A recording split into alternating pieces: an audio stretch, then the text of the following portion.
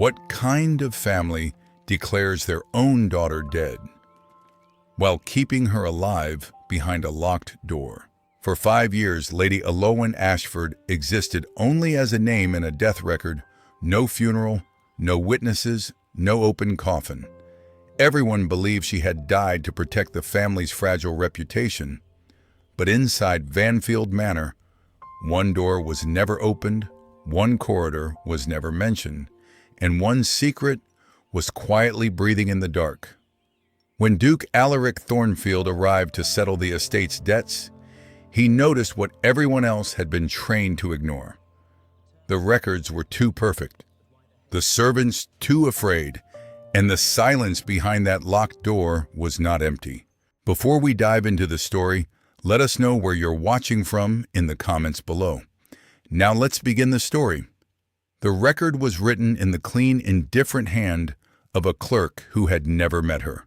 Lady Elowen Ashford. It read, "Deceased after a prolonged illness." No mention of a physician, no list of witnesses, no signature from a grieving family member pressed into the margin like a desperate afterthought. Just the statement final, neat and closed. In the town that grew in the shadow of Vanfield Manor, people did what they always did when confronted with a tragedy that did not belong to them. They lowered their voices. They exchanged glances. They accepted the version of the story that cost the least to believe. "It was her lungs, wasn't it?" someone murmured at the baker's counter, fingers dusted white with flour. "So they said," another replied too quickly, as if the speed of the answer could prevent any further questions from forming. "But did anyone see her?" At the end, a third asked more carefully, as if the words themselves might break something. A pause followed. One of those communal pauses where a whole room decides what is safe. "No," came the reply at last. The family said, "It wasn't convenient. She was too weak. They didn't want her to be looked at." Looked at. People repeated that phrase as though it explained everything, as though a young woman's death could be softened by a single word that made it sound almost considerate.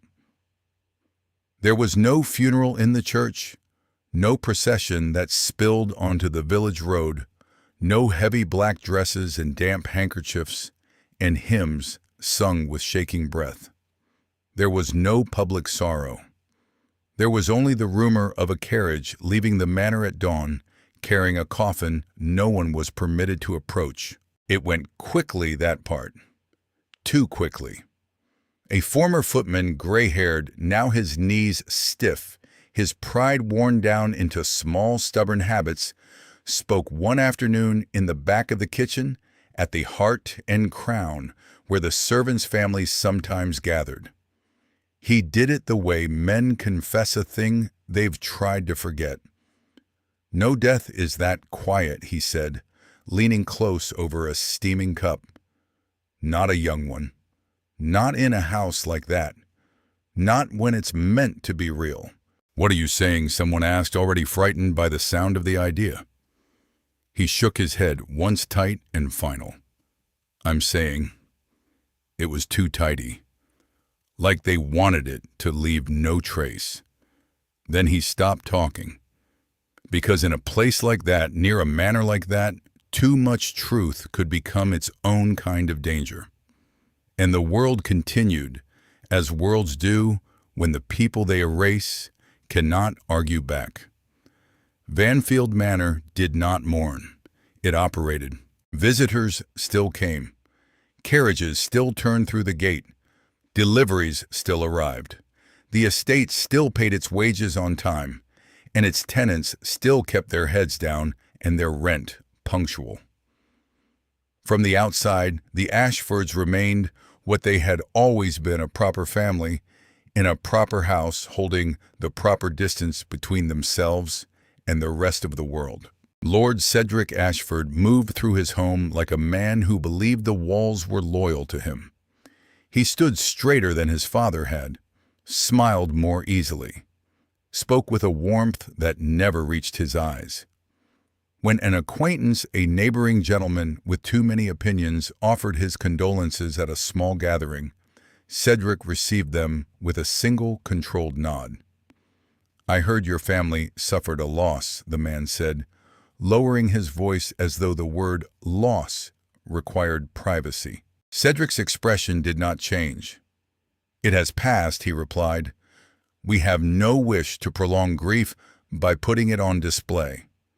It was such a reasonable sentence, so smooth, so practiced. It allowed him to be both dignified and unreachable. Lady Margaret Ashford, his mother, was even more polished. She appeared always composed, always dressed as though she had somewhere important to be, even while standing still. Her hair was pinned with precision. Her hands were never empty gloves, a fan, a letter, props for a life that refused to unravel. She did not speak Elowen's name, not in public, not in private where the servants might overhear, not even in the soft hours before bed when grief sometimes slips through the cracks of composure. If someone dared to mention Elowen within her hearing, Lady Margaret answered with a gentle, careful phrase that sealed the subject shut. "We do not speak of it," she would say. "It isn't helpful." Servants learned quickly what could not be said. They learned it in the way people learn the boundaries of power, through the sudden, unnatural quiet that fell whenever Elowen's name drifted too close, and through the slight tightening in Mr. Rowan Blackwell's jaw when he caught the sound. Blackwell had been the Ashford steward for nearly 3 decades. He wore his neutrality like a uniform. He was not cruel, but he believed in order the way some men believed in God. One afternoon, a young housemaid, new, still innocent enough to ask questions, cornered him in the corridor near the pantry. "Mr. Blackwell," she whispered, glancing around as though the walls could listen. "Is it true that Lady Elowen truly died?" Blackwell did not lift his voice. He did not reprimand her harshly. He only looked at her with a stare that made her feel suddenly foolish for possessing curiosity. "In this house," he said, "there are questions that are best not asked." The girl swallowed. "I only meant you only meant to survive." Blackwell finished for her and walked on. No one corrected him. No one reassured her. No one confirmed anything at all. But everyone understood in the deepest part of their bones that something existed inside Vanfield Manor that was not permitted to exist in the story they told the world. At the far end of the eastern corridor, a heavy wooden door stood like an omission. It was not marked. It did not creak in the wind. It did not attract the casual eye. If you did not already know it was there, you could pass it a dozen times without registering it as anything more than another panel of dark wood in another stretch of old house. And yet the servants knew. They knew because the corridor changed as you approached it. The air thickened. The light seemed to dull. Sound died away, as though the house itself swallowed it. There was no visible lock on the outside of the door, no obvious iron bar, no chain. But no one had a key. No one could say who did. And no one, not even the boldest of them, tested the handle. A rule existed without ever being written down. Do not go there. Do not look too long. Do not speak of it. In the daytime, the door behaved like a piece of furniture, inert, unremarkable part of the manor's background. But at night, a thin wedge of light sometimes slipped beneath its edge. Not the strong yellow flare of corridor lamps. Something smaller. Candlelight, soft and private. Once a footman, an older one, tired and half drunk, on courage, leaned toward the door and whispered to the scullery maid beside him, "I heard footsteps." The girl stiffened. "You're imagining it." "I'm not," he insisted. "You are," she said again, but her eyes did not meet his. "You have to be." He didn't argue, because arguing would mean acknowledging what both of them already knew. The frightening thing was not the possibility that someone lived behind that door. The frightening thing was the agreement, the silent collective agreement that whatever lived there would remain unrecognized, because recognition would require responsibility, and responsibility was costly. Behind the door, a room existed that was not allowed to exist. It was not a dungeon. Not in the dramatic sense. There were no chains on the walls, no straw on the floor, no iron rings bolted into stone. The room had a bed with clean linen, a table, a shelf of books, a window that let in morning light if you angled yourself correctly to catch it. It was in every physical way livable. That was the cleverness of it. That was the cruelty. Because Elowen Ashford was not being punished with suffering. She was being punished with absence. She was not bound, but she was confined. Not starved, but cut off. Not beaten, but erased. Each day began in the same shape. Elowen woke to quiet. The kind of quiet that did not feel peaceful. The kind that felt like the world holding its breath around you because it did not want to admit you were there. A tray arrived at predictable hours. Food plain and sufficient. A cup of tea. Sometimes a piece of fruit if the servants felt brave enough to offer kindness. No one spoke, not because they hated her, because speaking would turn her from a secret into a fact. No one called her by her name, not even her mother. When Lady Margaret visited, rarely, precisely, always, as though she were keeping a schedule, she stood near the door and asked simple questions in a voice carefully emptied of intimacy. "How are you feeling?" "Have you eaten? Are you warm enough?" Elowen answered, in short phrases at first with desperation, later with discipline. "I'm fine." "Yes, it's enough." She stopped pleading after the first year. Pleading made no difference. Pleading only exhausted her. And exhaustion was dangerous. Exhaustion was how people became smaller, how they became what their captors expected. In the beginning, she had been 13 and furious. She had raged in silence because even rage required an audience to matter. She had cried until her eyes burned, then stopped crying because tears were a kind of hope that someone might see and be moved. No one came. Months passed. Seasons changed. She learned to count time by the quality of the light through her small window and by the sound of leaves on the roof during storms. Then something shifted. Grief and anger did not disappear. They hardened. Elowen discovered that the mind, when cornered long enough, becomes inventive. She read everything the servants could be persuaded to bring: history, philosophy, astronomy, medicine. Languages too, because if her world was going to remain inside four walls, she would make those walls wider by filling them with other places. She learned to observe. At first, she observed to survive, to predict whether a visiting servant would be kind or cold, whether her mother's face would be tight with panic or smooth with control. But over time, observation became something else, a skill, a weapon.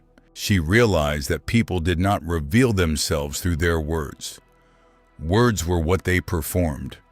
What mattered were their behaviors.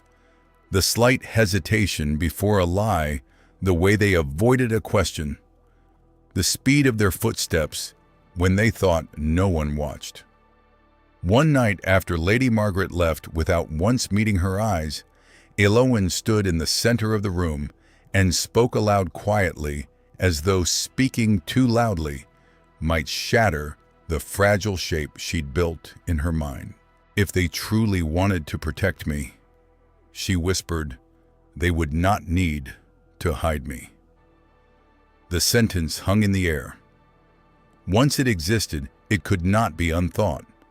From that moment, Elowen stopped thinking of herself as a girl waiting for rescue.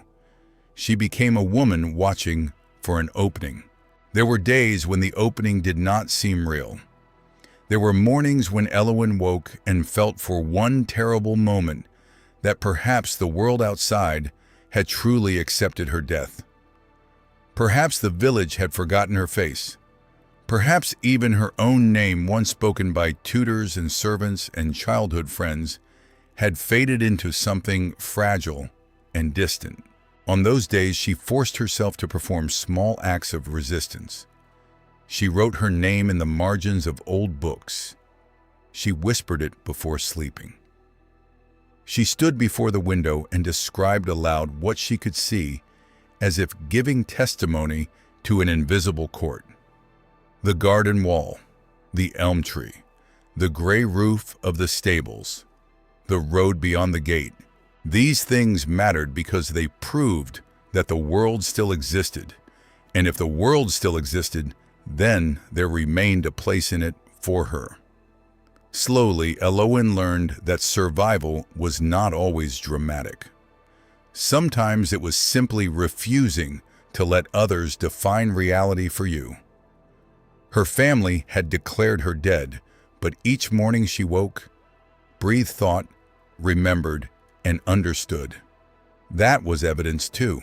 The first proof that something was wrong came in fragments, careless. Fragments, the kind powerful men left behind because they assumed no one in the East Wing was paying attention. A folded letter that slipped from a coat pocket when a maid carried laundry through the corridor and forgot it on a side table. A ledger page torn at the edge, shoved into a book as a makeshift bookmark. A whispered conversation outside her door late at night when voices grew too confident and too tired to remain careful. Elowen collected these pieces in the way a person collects dry wood before winter, slowly, quietly, with method. She did not understand everything at first, but she understood enough. A parcel of land listed in older records seemed to vanish in newer ones. A signature she had seen 100 times on her father's correspondence looked subtly wrong on a document dated after his death. A transfer of assets occurred 2 days after the date listed on her death record. Elowen stared at that date until the room felt colder. 2 days. That was not grief. That was not mourning. That was efficiency. One evening, candle low, she traced her finger along the ink of a document she was not supposed to have, and felt her own breath steady into something almost calm. I wasn't hidden, she murmured more to herself than to the air. I was removed. The phrase was different, harder, clearer. Once she admitted that to herself, the question shifted. It was no longer, why am I here? It became, what do they gain by making me disappear? And once you ask a question like that, the world begins to answer, whether it wants to or not.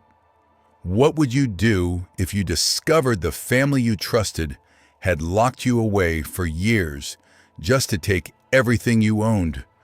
Would you break or would you fight back? Tell me your thoughts and don't forget to subscribe because what she does next will change everything.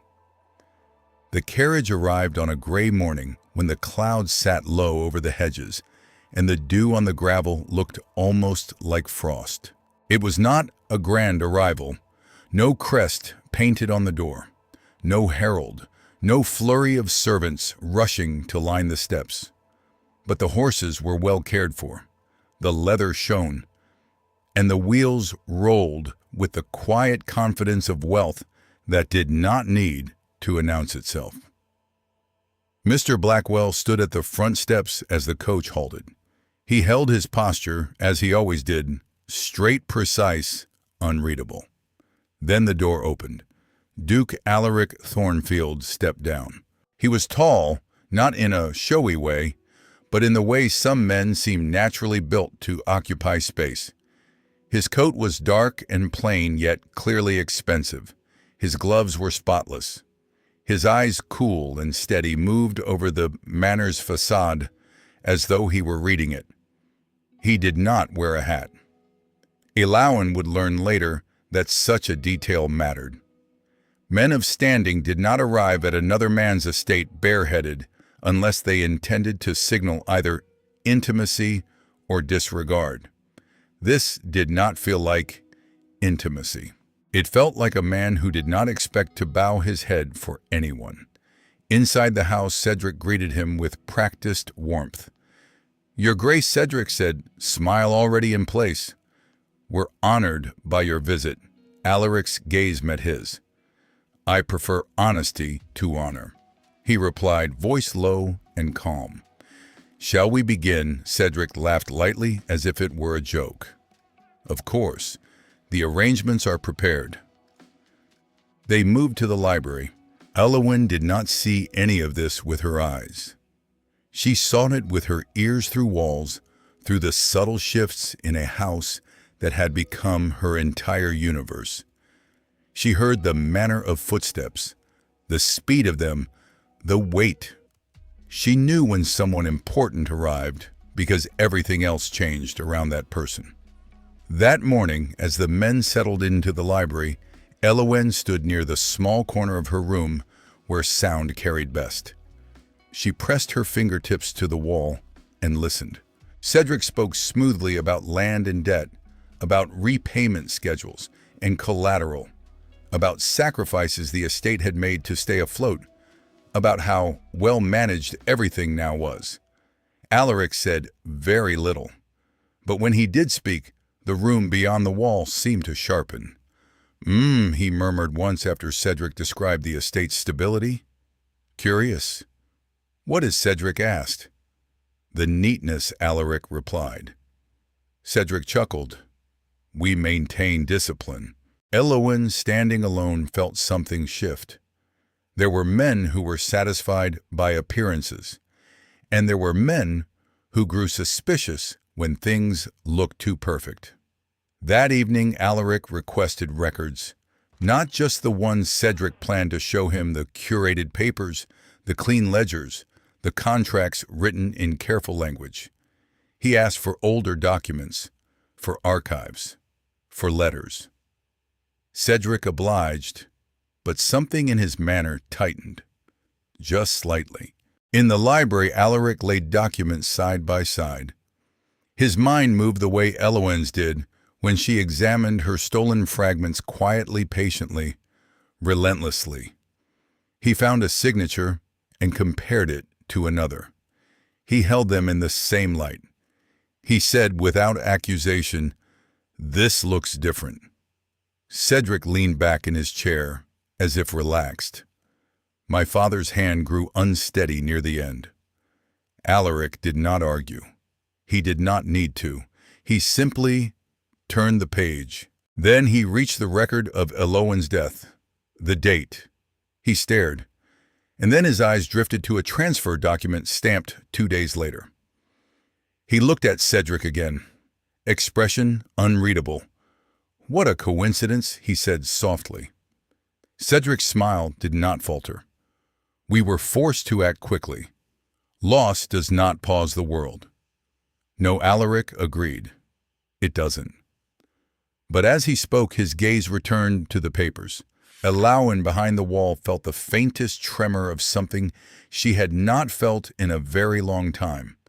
Not hope, something colder. Possibility?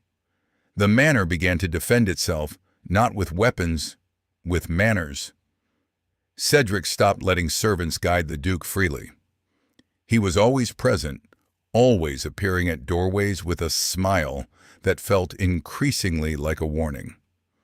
When a footman moved to lead Alaric down the eastern corridor, Cedric cut in smoothly. That way isn't necessary, he said. It leads to unused rooms. Alaric glanced toward the corridor. Unused? He repeated. Yes, Cedric replied as if it were obvious. Old sections. We keep them closed. Lady Margaret joined the effort in her own manner.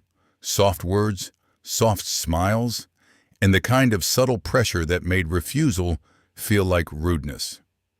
At tea, she said, some parts of the manor are no longer suitable. I'm sure you wouldn't want to waste your time in places without value. Alaric's gaze stayed on hers. I don't mind places with no value, he replied. Lady Margaret's smile held. Some things lose value for good reasons. It was a warning, dressed as hospitality.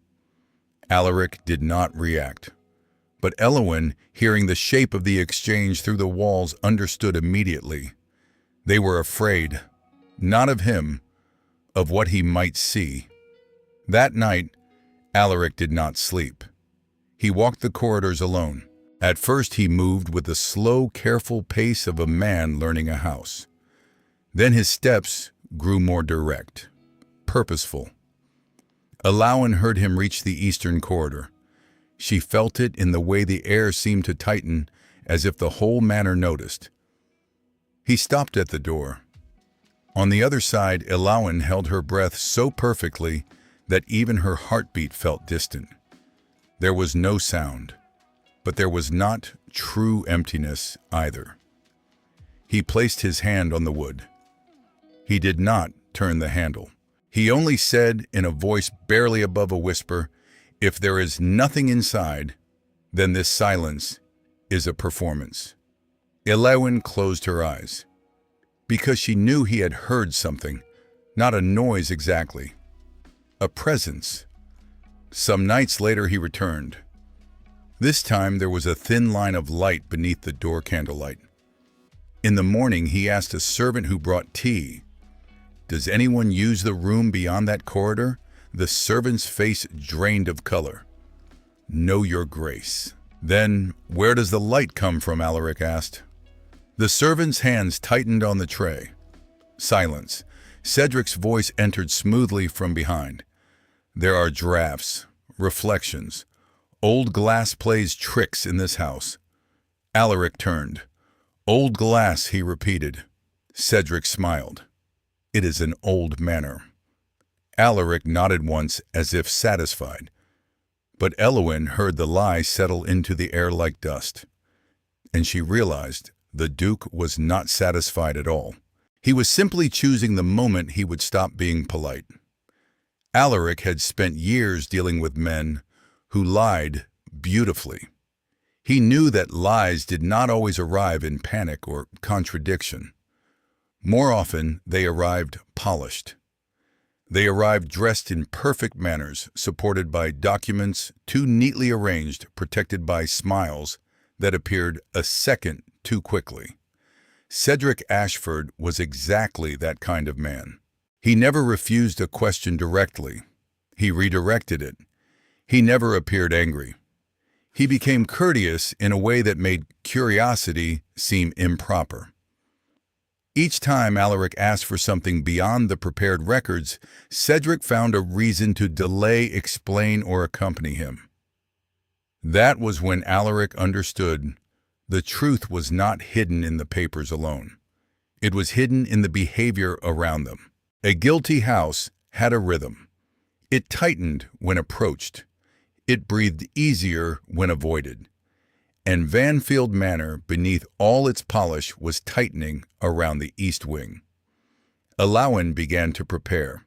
She opened her hidden drawer and arranged her papers, those copied by a sympathetic maid over the last 2 years, those slipped into her hands by accident, those she had pieced together by memory and comparison.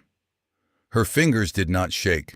She had once imagined that the moment her secret was discovered, she would collapse under the weight of it, cry, perhaps, or plead. But 5 years had burned pleading out of her. What remained was clarity. If he is like the rest, she told herself in the dark, I disappear again. She paused, listening to the house, listening to the faint, shifting movement of servants and doors. Then she added even quieter, but if he is not, it ends here. It was not hope. It was calculation. And in a world that had denied her power, calculation was the closest thing to agency she had left.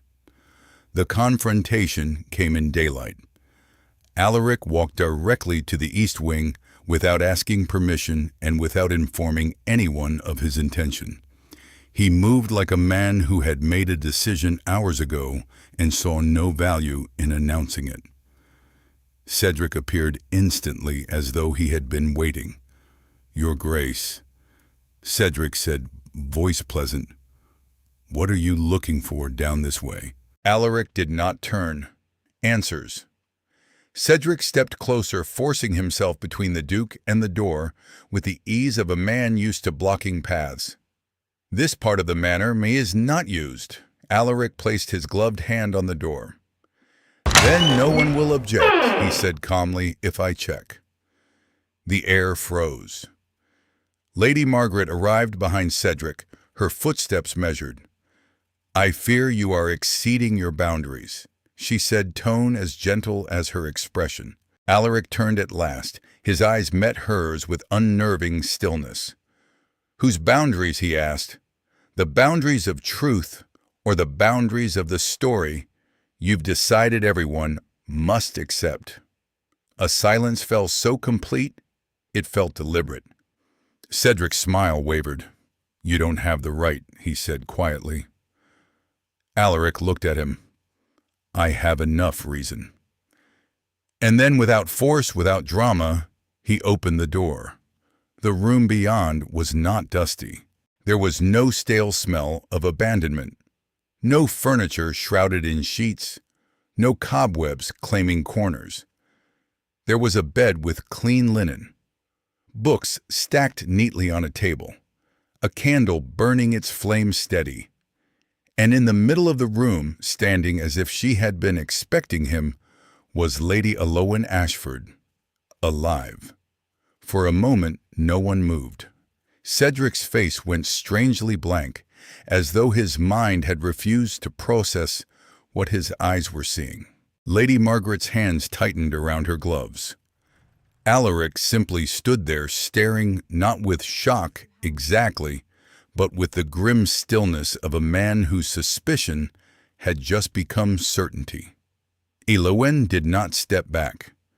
She did not flinch. She looked at the Duke the way a person looks at a door they have watched from the inside for years, knowing that the moment it opens, the world changes. She spoke first.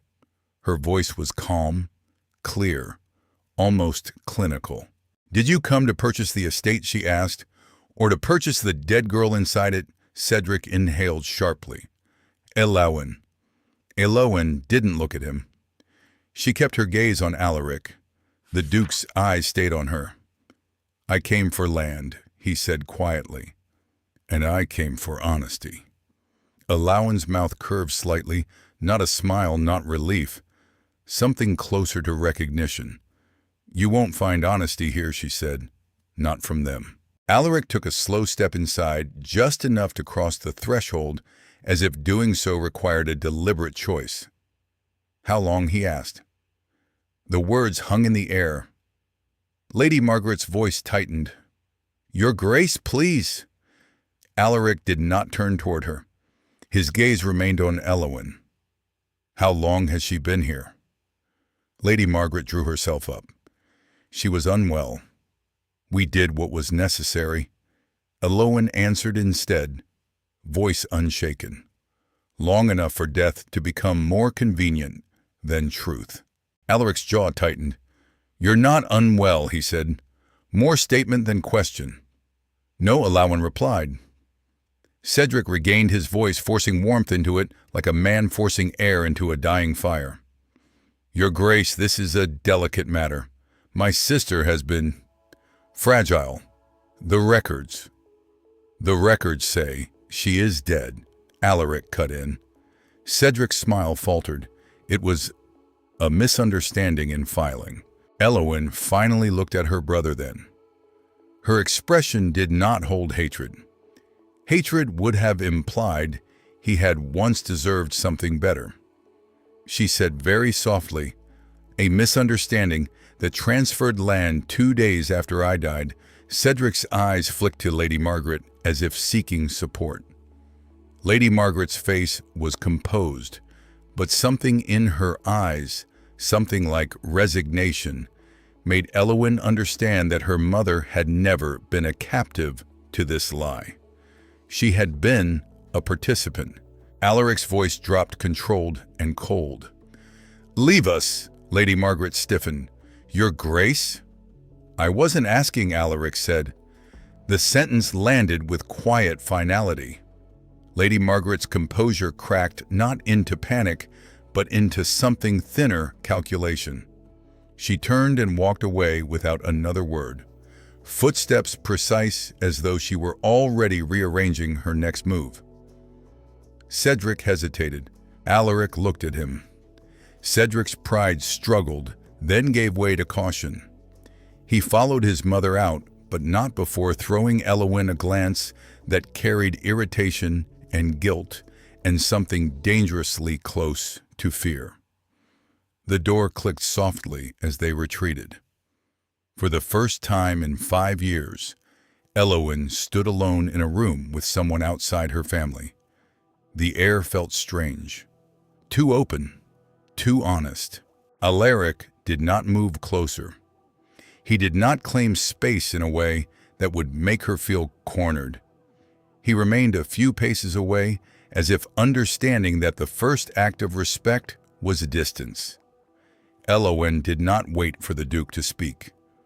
The moment the corridor emptied, her mother's footsteps fading with that controlled precision, Cedric's retreat stiff with wounded pride, Elowen turned away from the open doorway, as if she had already made her next decision long before the door was ever open. She crossed the room to the small wooden table where a candle burned with steady patience. The flame had been her companion for years, not because it brought comfort, but because it proved something essential, that life continued even when no one acknowledged it. She opened the drawer beneath the table and drew out a folded bundle of papers, each crease pressed sharp, each page kept in order, as if her survival depended on it. In a way, it had. She set the bundle down and looked directly at Duke Alaric Thornfield. "I don't need you to believe my words," she said, voice calm and level. "I need you to look at these." Alaric stepped forward. He did not rush. He did not act as though he were being invited into an intimate confession. He moved like a man entering a place where the truth was dangerous, and he meant to respect the danger by taking it seriously. He lifted the top page. Elowen watched his eyes as they traveled over the ink. Watching was what she had learned to do in order to stay alive. Watching had become her language. The first document was a copy of her death record, clean official, stamped. The second was a physician's note that looked real until you compared the handwriting to earlier records. The third was a ledger entry showing an asset transfer that occurred with breathtaking speed after the date of her passing. Alaric turned a page, then another. His expression remained controlled, but something in his posture tightened, an almost invisible shift that told Elowen he understood what he was seeing.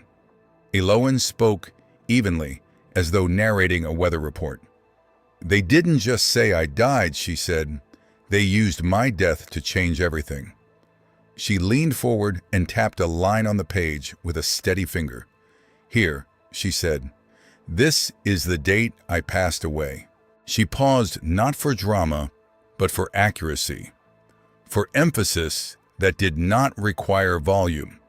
And this, she added, tapping another line below, is the northern parcel, transferred 2 days after my recorded death. Alaric did not ask how she had obtained the document. He did not ask why it was here. He did not ask if she was certain, because the pieces were connecting on their own. Elowen continued, her voice still quiet.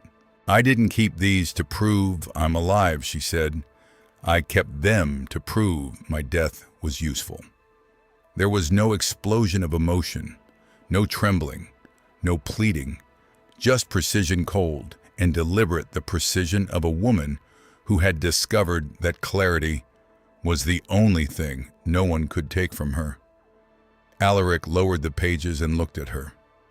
Not at the room, not at the candle, not at the faint marks of years lived quietly. At her. He set the bundle down gently, as if the paper itself deserved respect. "You don't need rescuing," he said. Elowen's expression did not change, but something in her eyes shifted so slight most men would have missed it. She did not. She had built her life inside tiny changes. Alaric continued, choosing his words carefully. "You've held this truth long enough," he said. "What you need isn't someone to save you. You need someone who can bring this into daylight and make it stand." Elowen met his gaze. "You can do that," she said. It wasn't a question. It wasn't a hope disguised as confidence. It was a statement delivered with the calm certainty of someone who had measured risk and decided it was worth taking. Alaric nodded once. "I can," he said. Then, after a beat of silence that felt like a vow made privately rather than spoken aloud, he added, "But I won't do it for you." The sentence did something inside Elowen that she could not name immediately. It was not gratitude, not relief. It was recognition of something rarer than kindness, respect. For the first time in 5 years, no one demanded she be quiet. For the first time in 5 years, no one attempted to speak her story over her head. If salvation existed in this world, Elowen thought it might not be a hand pulling you out of darkness. It might be someone handing you the right to step out by yourself. She turned slightly and looked toward the open door, listening to the manor outside her room. Voices had begun to move below. Doors opened and closed too quickly. A hush fell whenever footsteps approached, an instinctive hush, the sound of a house trying to repair the crack in its own narrative.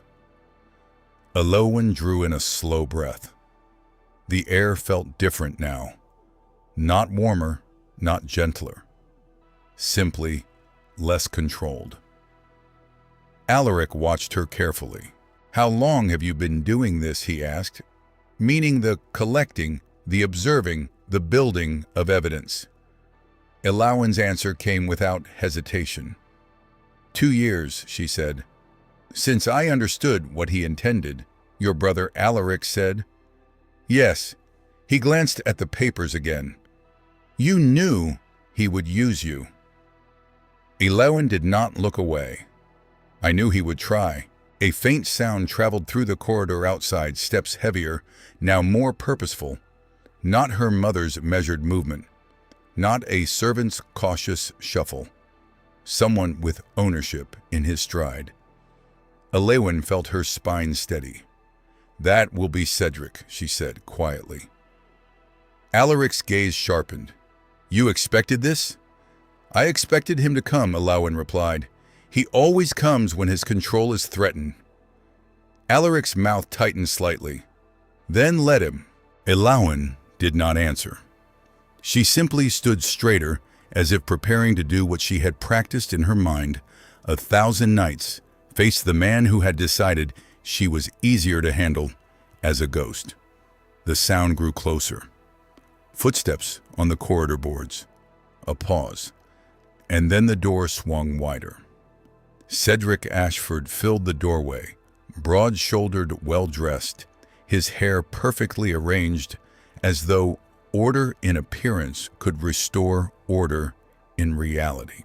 His eyes landed on Alaric first, and a smile immediate professional appeared like armor. "Your Grace?" he said warmly, as if he had not just been dismissed from the room. "I'm afraid this conversation has gone far enough." Alaric's voice was calm. "Has it?" Cedric's smile held, but his eyes cooled.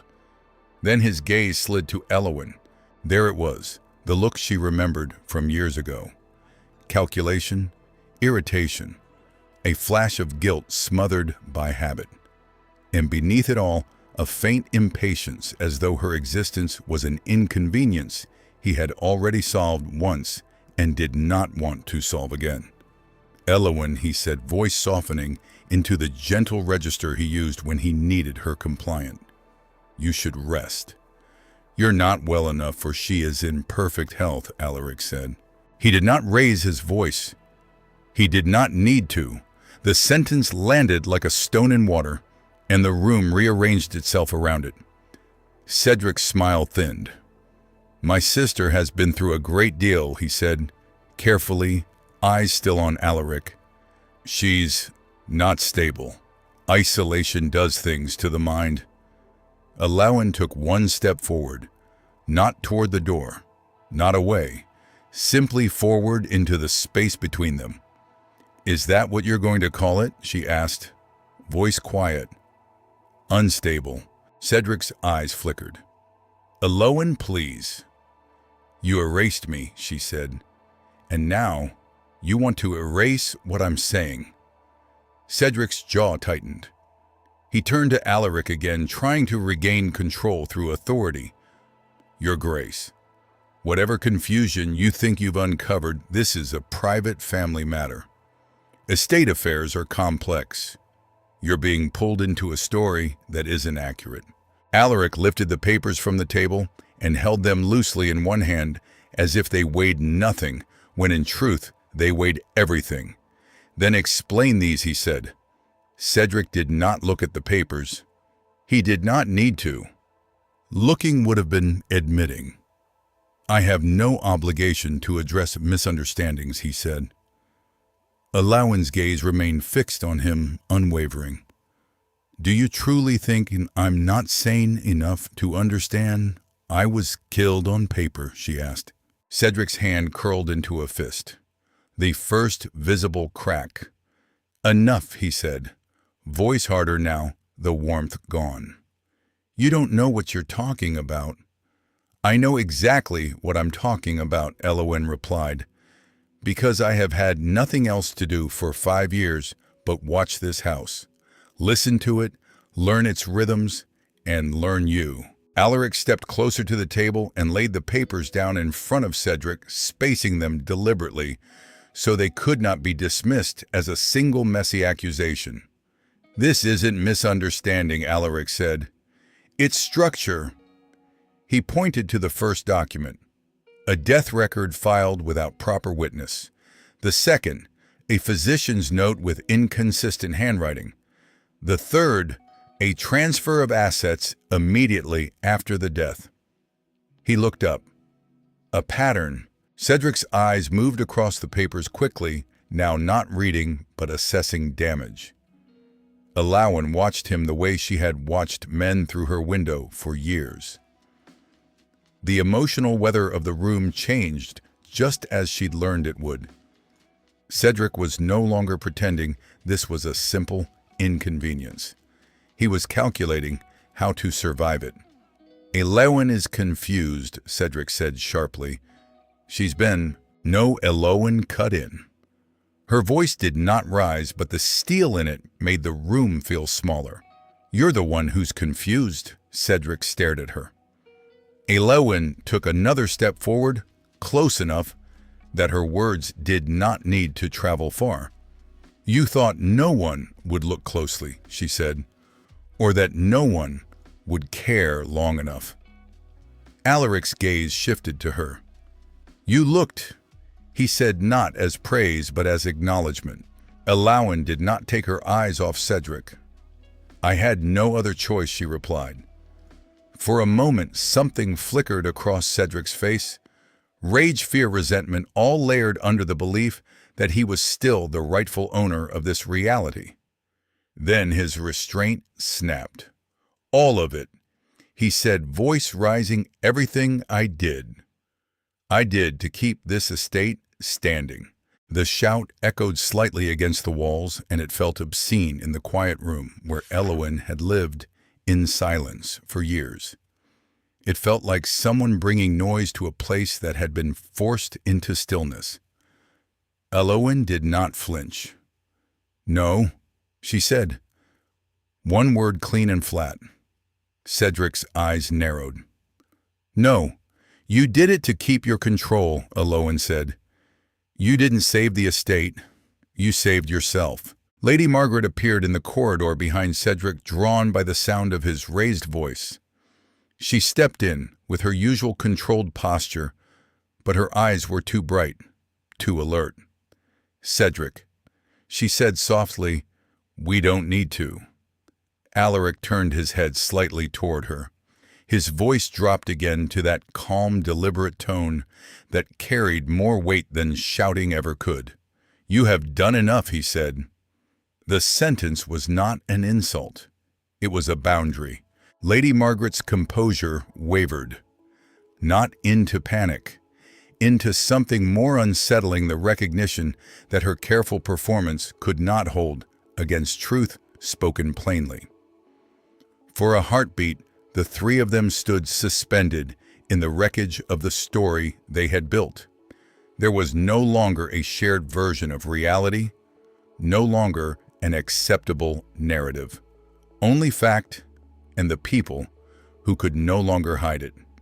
Elowen turned her gaze slowly across the room. From Cedric, whose authority was dissolving, to her mother, whose elegance could not cover her complicity, to Alaric, who stood not as a hero, not as an owner, but as a witness who refused to look away.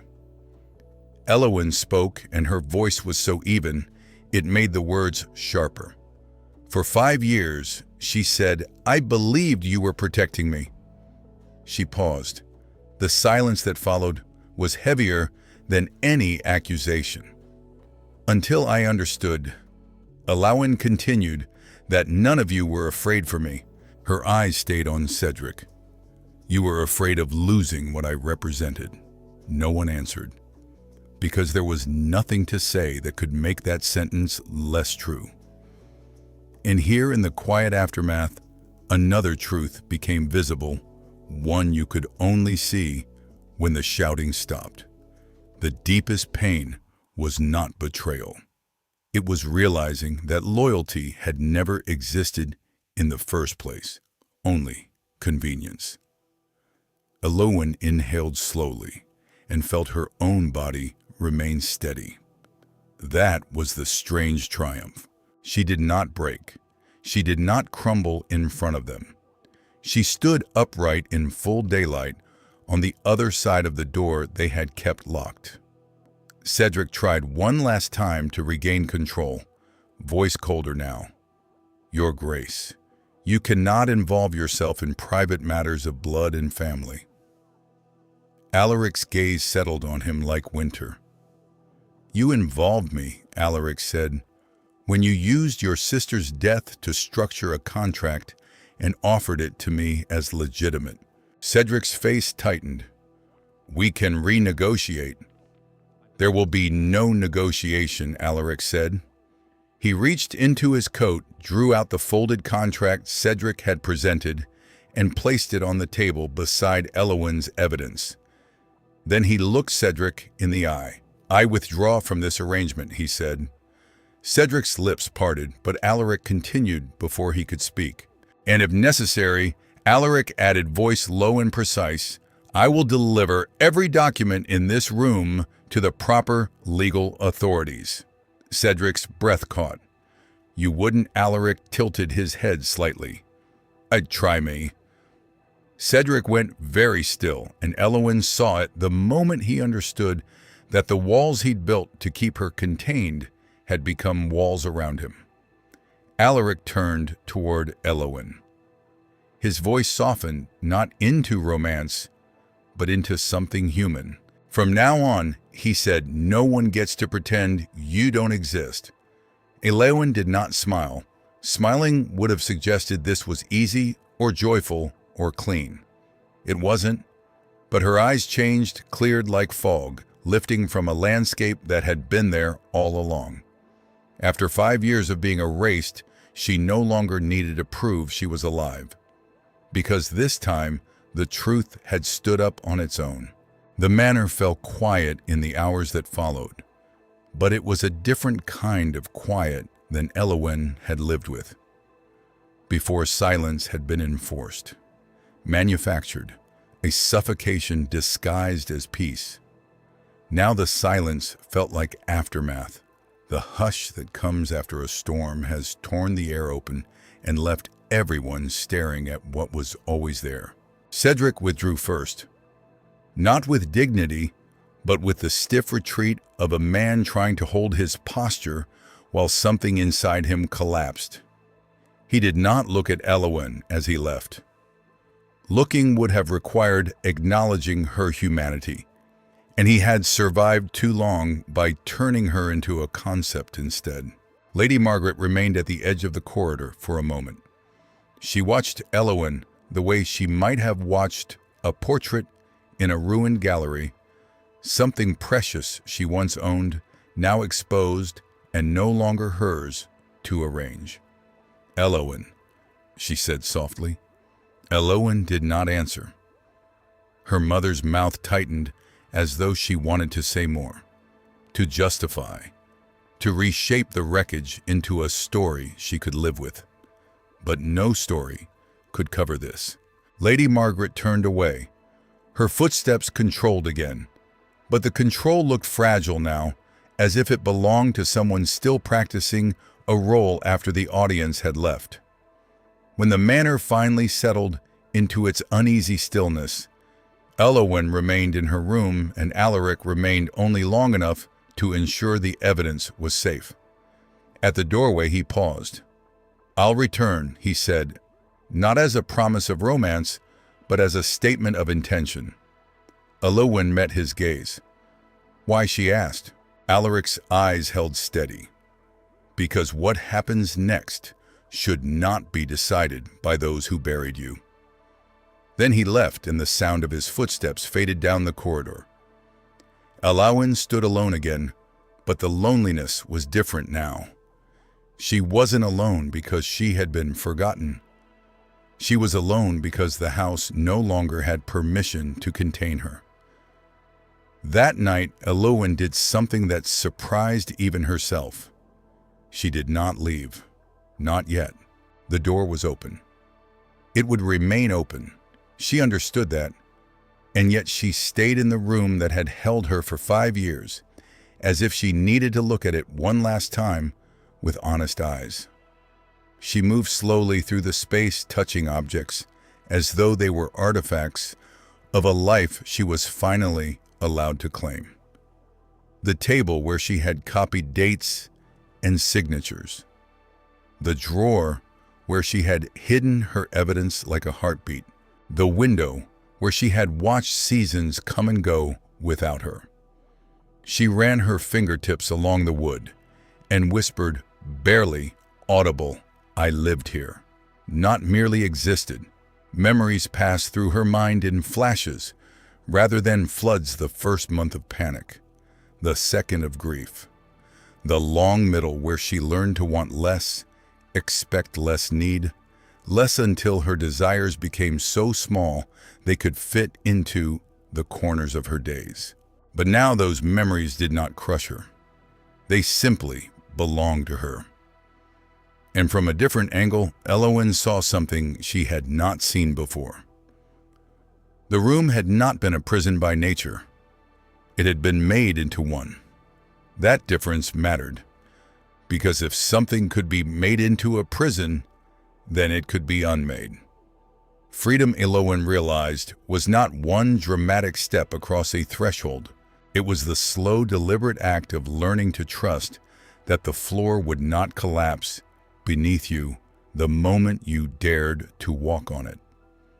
The next morning, Elowen opened the door and stepped into the corridor. No one stopped her. That alone felt unreal. Light was stronger out here, brighter than she remembered, even though she had stared at daylight through a window for years. It hit her skin differently when it was not filtered by distance. A maid rounding a corner saw her and froze mid-step. The tray in her hands tilted. A cup rattled against the saucer. My lady, the maid, whispered, voice uncertain as if she were speaking to a ghost. Elowen did not correct her. She did not explain. She simply walked on. She descended the stairs slowly, not because she was weak, but because she refused to hurry for anyone anymore. Every step was deliberate. She felt eyes on her servants peering from doorways, footmen pretending to polish railings, a cook pausing with flour still on her hands. Expressions ranged from shock to fear to an almost superstitious disbelief. But Elowen did not flinch away. For 5 years, she had been forced to live unseen. Now she allowed herself to be seen without apology. When she reached the lower level, she pushed through the back doors and stepped into the garden. Wind touched her hair. Sunlight warmed the line of her cheek. The air smelled of earth and damp leaves and something faintly floral life continuing. Elowen stopped, closed her eyes, and let her body remember what it was like to exist in the open. She did not cry. Tears would have been too easy, too expected. She simply breathed. For a long while, breathing was all she could do. The garden was not grander than she remembered. In truth, it was smaller. The paths were narrower, the hedges less perfect, the fountain worn at the edges by weather and neglect. Yet to Elowen it felt almost impossible in its vastness. There was no ceiling above her, no door behind her waiting to close, no wall near enough to remind her where she ended. She took one careful step onto the grass, then another.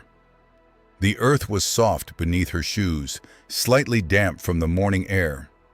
Such a simple sensation, and yet it nearly undid her. For 5 years the world had reached her only in fragments, light through glass, wind against shutters, rain tapping the roof. Now it touched her directly. Elowen looked down at her own hands in the sunlight.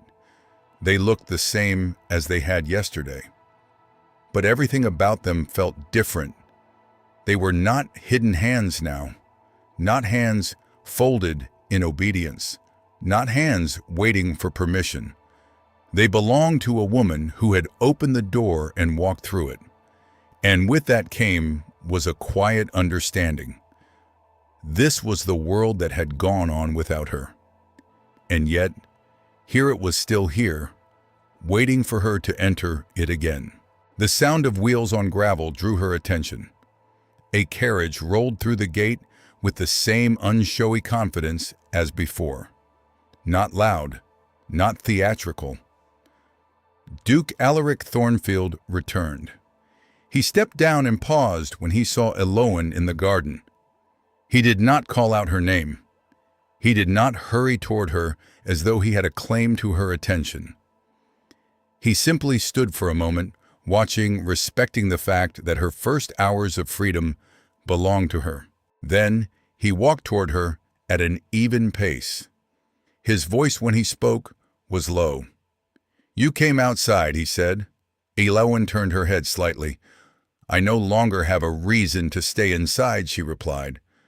Alaric nodded as if the sentence made perfect sense, as if it was not extraordinary for a woman declared dead to say such a thing calmly in a sunlit garden. They stood side by side with space between them, not intimate, not distant, balanced. Alaric asked, "Do you have a plan?" Elowen's gaze drifted across the garden paths that had once belonged to her childhood, now overgrown and quiet. "I was never allowed to think about that," she said. Alaric's reply was simple. "Then you can begin now. No grand promise, no comforting speech. Just acknowledgement. Again and again he offered her that. Elowen glanced at him. "You don't ask me if I need help," she said, almost curious. Alaric met her eyes. "If you need it," he replied, "you will say so." The sentence held a kind of trust most men reserved for equals. A silence settled between them, but it was not awkward. Alaric did not rush to fill it.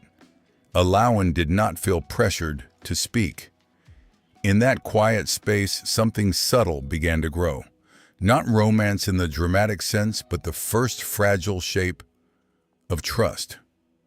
Trust was not a sudden feeling. It was a pattern, a consistency. And Alaric, Elowen realized, was consistent. He had opened the door.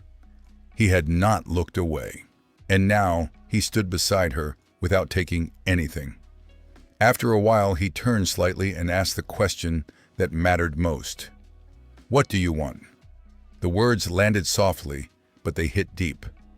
Elowen did not answer immediately, because she had spent 5 years practicing how to survive. She had not practiced how to want. Wanting was dangerous. Wanting created pain. But the garden was bright.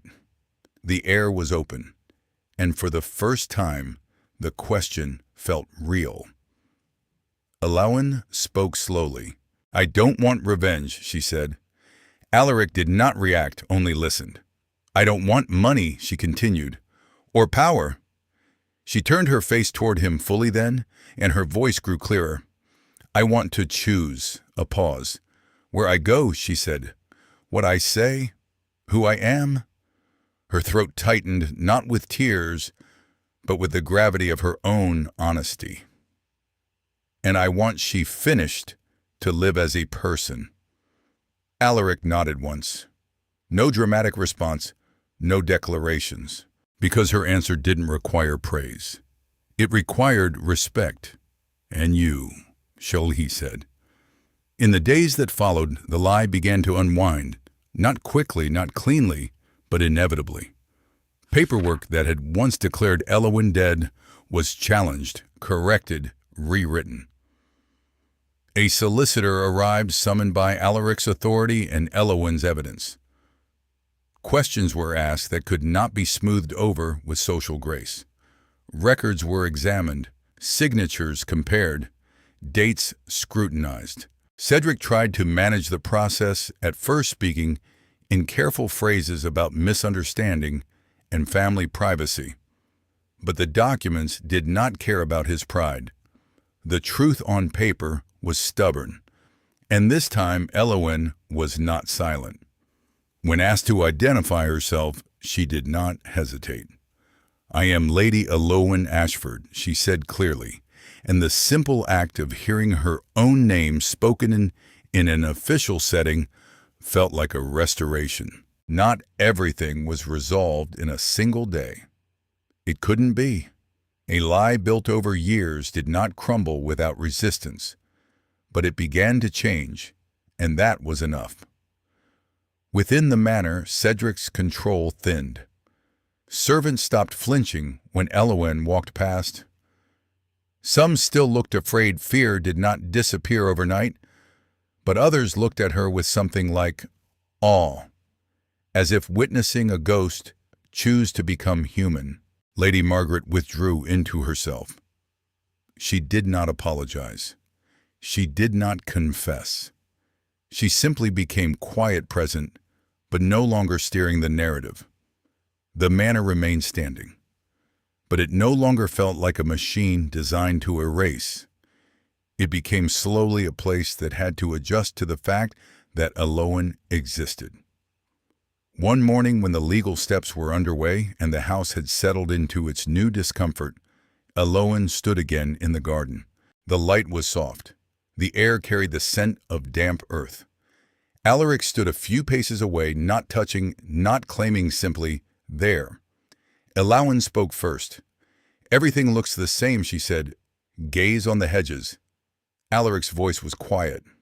"No," he replied. "Only now you're inside it." Elowen looked at him. She did not need more words. because the moment was complete without them. There were no grand vows, no promises of love spoken too soon, no claim staked over her future, only a beginning that was real because it belonged to her. She had been declared dead to save the estate.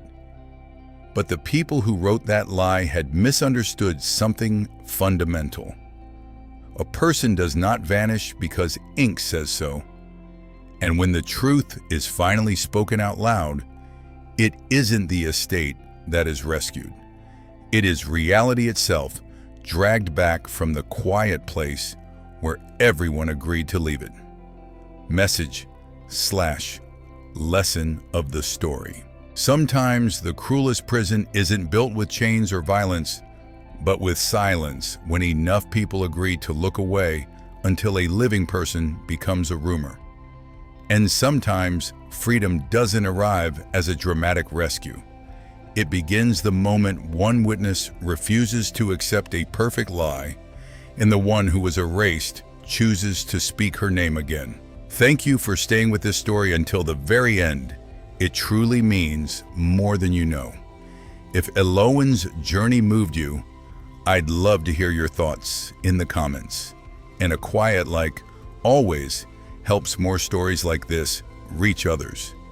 If you want to keep exploring stories where truth refuses to stay buried, consider subscribing and staying with us a little longer. There are many more stories waiting, some even more powerful than this one.